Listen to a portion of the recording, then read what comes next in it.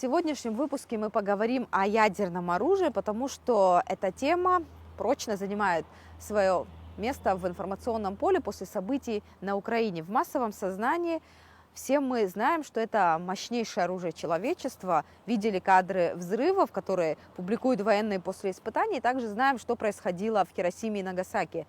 Но до конца не понимаем, что такое вообще ядерное оружие и в чем опасность его применения. Об этом поговорим с ученым-физиком Расимом Камлия.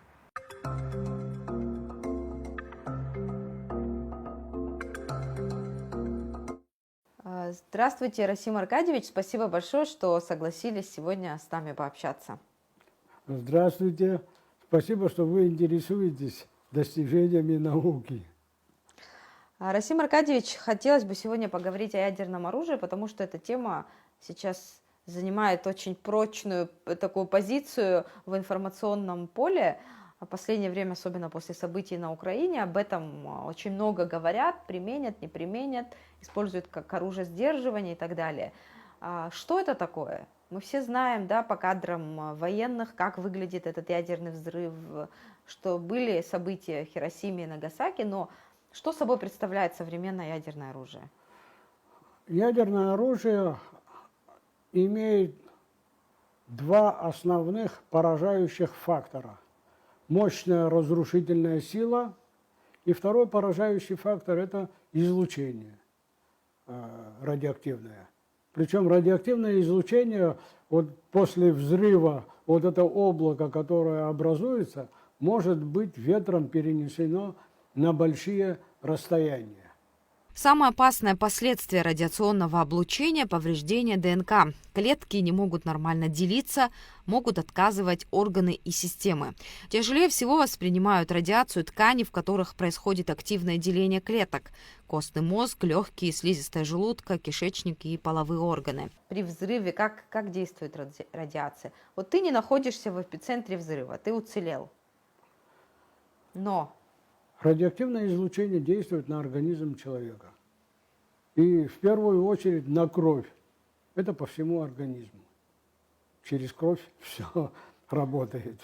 Слушателям нашим, не ученым, как объяснить, что такое радиация? Это альфа-излучение. Ядра гелия есть такие. Такой элемент инертный.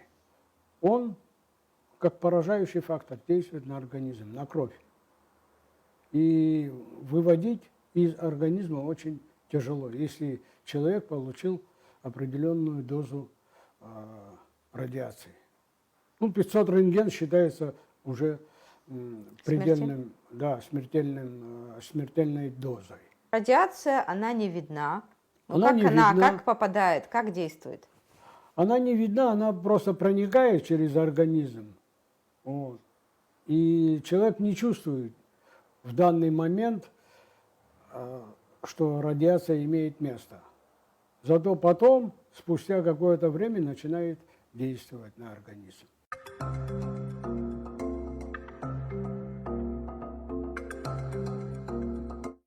А можно ли защититься от радиации, если ты находишься в закрытом помещении? Она проникает везде, через толщу бетона даже. На атомных электростанциях, например, 2 метра, по-моему, толщина стены бетонной, чтобы небольшие дозы излучения, которые имеются, все-таки там остановить. Свинец задерживает хорошо. Проникающая способность очень высокая. Расим Аркадьевич, вот прогремел взрыв, да? Небольшой ядерный взрыв. Эта территория потом пригодна для жизни? Спустя длительное время. Например, период полураспада некоторых радиоактивных веществ около 30 лет. Например, стронций. То есть за 30 лет доза, мощность излучения падает всего лишь в 2 раза.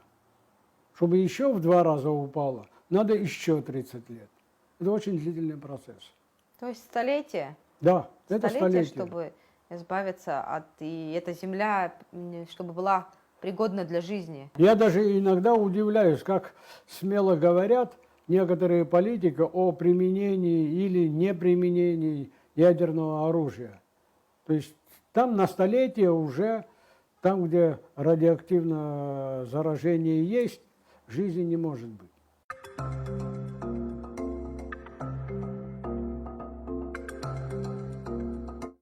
Стратегическое, тактическое вот оружие, если говорить. В чем разница? То есть это скорее ракеты стратегические и тактические. На какое расстояние может быть доставлено ядерное оружие. А там, где произошел взрыв, неважно, какой ракетой доставили это оружие. Считается это сейчас самое мощное оружие вообще человечества. Сейчас есть, я бы сказал, не то чтобы страшнее оружие для человека. Ну, мы уже привыкли, химическое, биологическое это, оружие существует. Но уже горячие головы прибегают к тому, что из людей сделать биороботов. Вот это самое страшное. Сейчас существуют определенные виды излучений, воздействия на человека, которые управляют человеком, меняют психику человека. Вот это самое страшное, я считаю. В середине прошлого века самым мощным оружием было ядерное. Сейчас это не самое мощное, получается, оружие. Да. Ну, когда мы говорим мощное, значит, это мы предполагаем, что он разрушительной силой действует. А я бы применил другое, просто страшнее для человека другие виды оружия, которые сейчас изобретают. И до сих пор продолжают изобретать. Вот в каком случае Земля может вот в том виде, вот эта цивилизация человеческая исчезнуть, в том виде, в каком она сейчас существует? При каком взрыве? Там уже будет все развиваться спонтанно, так сказать. Кто на что способен, будет делать. Я сейчас вспомнил слова Альберта Эйнштейна, который сказал: я не знаю, чем закончится Третья мировая война, но четвертая будет палками и камнями. Толчком к разработке ядерного оружия стала Вторая мировая война. Работы велись одновременно учеными Германии и антигитлеровской коалиции. После нападения Японии на США в конце 1941 года эти работы стали более крупномасштабными в США. В августе 1945 года американцы подвергли атомным бомбардировкам японские города Хиросима и Нагасаки, продемонстрировав всему миру реальность атомной бомбы. Еще в предвоенные годы советскими учеными были сделаны открытия для создания ядерного оружия. Лишь после ядерного удара по японским городам работы по созданию собственной атомной бомбы приняли в СССР крупномасштабный характер. И уже в августе 1945 года была испытана первая отечественная атомная бомба. Но Абхазия тоже имела непосредственное отношение к разработке ядерного оружия Советского Союза. Сухумский физико-технический институт, документы некоторые рассекречены уже. Немецкие ученые работали на территории института над разработкой ядерного оружия. После испытания ядерного оружия в Хиросиме и Нагасаки в Советском Союзе было принято решение срочно заняться этой проблемой. И Берия занялся этим вопросом. Пленным немцам, ученым, было предложено 3 места: под Москвой, Крыму и в Абхазии. Они выбрали Абхазию. И вот в Сухуми был организован Сухумский физико-технический институт, который занимался разделением, получением изотопов. То есть это изотопы урана, надо было получать. Вот способы производства топлива, вот это было основной темой нашего института. Ну, были другие темы, конечно. Они 10 лет проработали, и дальше институт продолжал работать.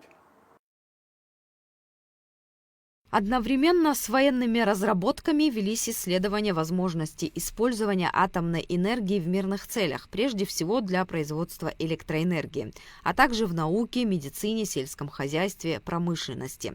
Началом мирного использования ядерной энергии принято считать 26 июля 1954 года, когда в Обнинске под Москвой заработала первая в мире атомная электростанция.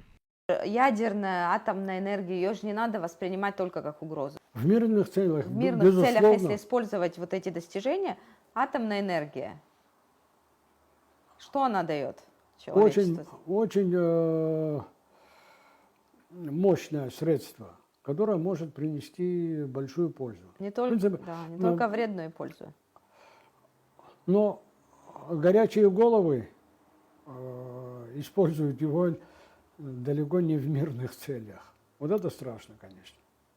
Ну, атомные электростанции, если говорить. Вот в Абхазии мы острый дефицит электроэнергии испытываем. У нас гидроэлектростанция. Ну, давайте представим, да, если была бы атомная станция небольшая. Это же... Когда я был директором физико-технического института, будучи в командировке, нашли меня и предлагали построить атомную электростанцию. И даже какой-то договор в общество, я категорически отказался. Это грузины предлагали, что будущее в атомной энергетике и так далее. А вообще, если говорить об энергетике, конечно, водородная энергетика самая чистая, и это перспектива. Хорошо, атомные станции, если о них говорить.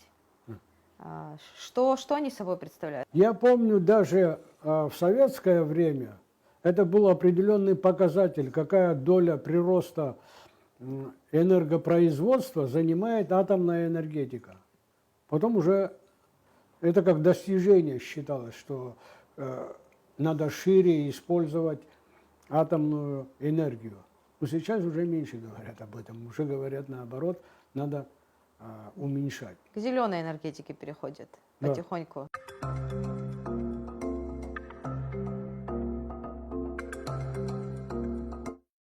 Хоть и пугают всех этим, есть страшнее оружие. Я думаю, что никто не будет нажимать красную кнопку. А почему вы в этом... Никому это не выгодно, потому что пострадают все. Не только одна страна. Пострадают все. Есть даже такие устройства, где автоматически срабатывают оружие. Ответная реакция автоматическая, даже без воли человека. Поэтому там уже... То есть мгновенная реакция на... Да, да. Хорошо, а почему вы уверены, что этого не будет? Ведь человечество помнит и события в Японии.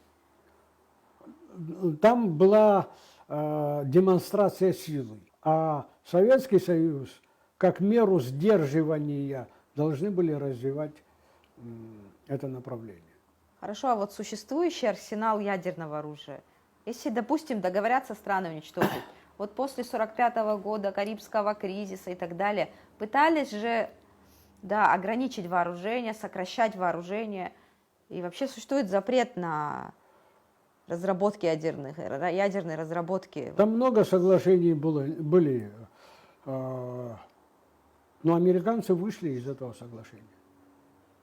Много их было.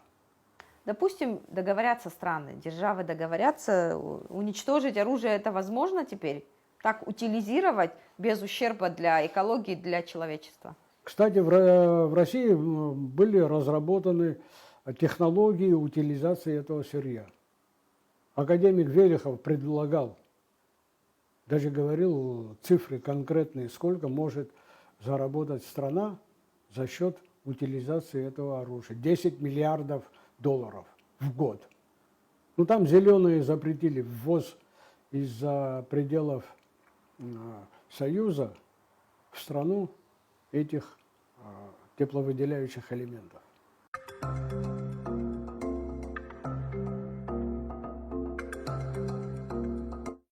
Какой следующий этап развития физики, ядерной физики? Вот какой вы видите дальше? Куда она будет развиваться?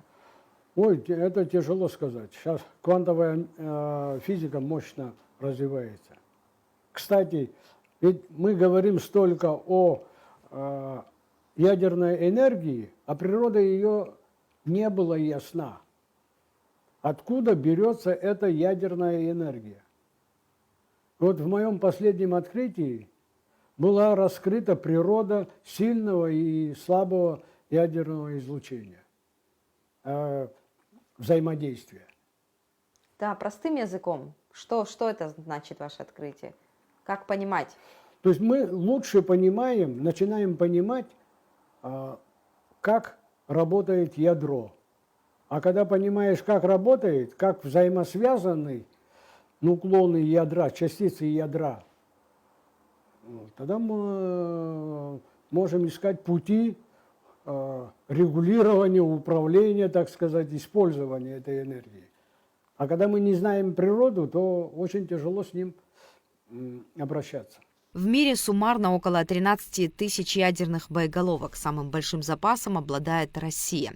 На втором месте США. Среди европейских стран ядерным арсеналом владеют только Франция и Великобритания.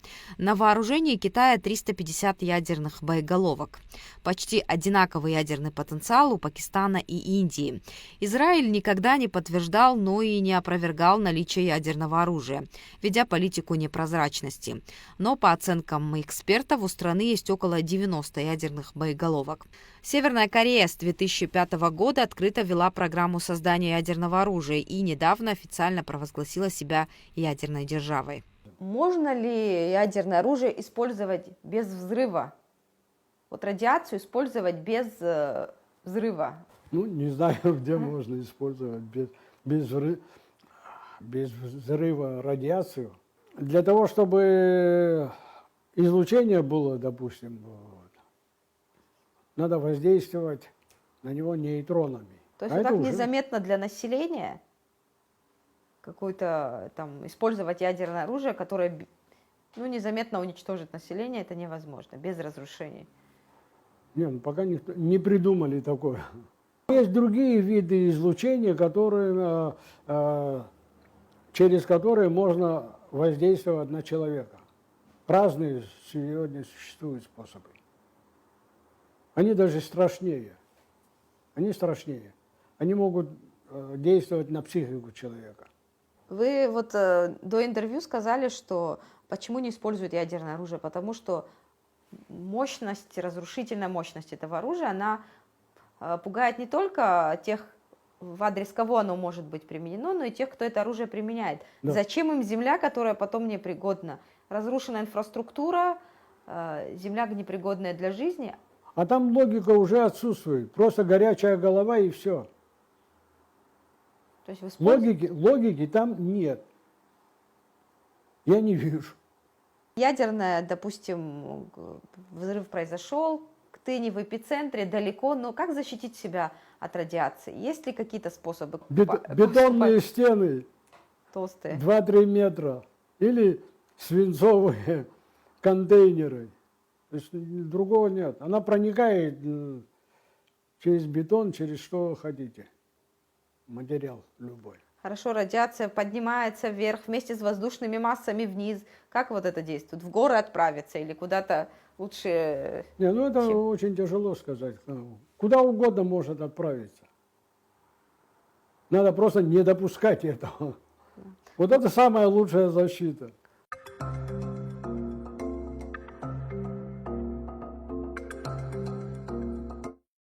Меня удивляет даже, когда рассуждают про космос, есть ли жизнь на других планетах и так далее. А здесь мы друг друга грызем. Хотим убивать, воевать, не знаю, применять или не применять ядерное оружие, рассуждаем. Ничего хорошего в этом, надо отказываться от этого. Хорошо, а если для ученого это возможность сделать открытие, над которым вы всю жизнь работаете, вы понимаете, что эта разработка ваша, она будет использована в таких военных целях? Нельзя продолжать. Нельзя продолжать.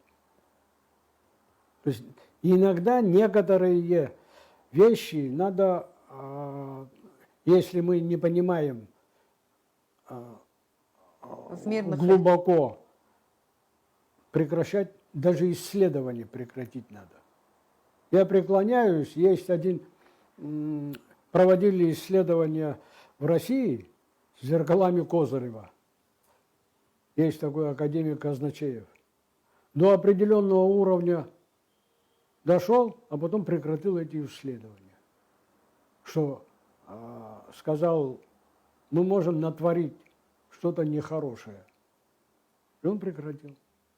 Ну, для ученого, который всю я- жизнь посвящает. Вот я преклоняюсь перед ним, молодец. Он правильно сделал. Потому что, проводя исследования, если не знаешь, к чему это может привести, хотя бы грубо, надо прекращать. То есть это не игрушки. Та же атомная энергия, она очень опасная. Вот до чего мы дошли. Для исследователя, конечно, интересно вникать вглубь, изучать наш окружающий нас материальный мир. Но иногда голова, интеллект должен срабатывать. А для планеты в целом, вот, допустим, ядерный взрыв, это вообще может изменить структуру Земли? Мощный взрыв. Может все изменить. Я вам еще раз говорю, надо прекращать этим пользоваться. Человечество должно осознать, что ядерной энергией нельзя пользоваться, по крайней мере, в военных целях. Если не осознают это, то действительно человечество может быть... Расим Аркадьевич, спасибо большое, что нашли время с нами пообщаться. Спасибо вам, что так интересуетесь всеми этими вопросами. Действительно, надо обсуждать и делать все, чтобы прекращать пользоваться ядерным оружием.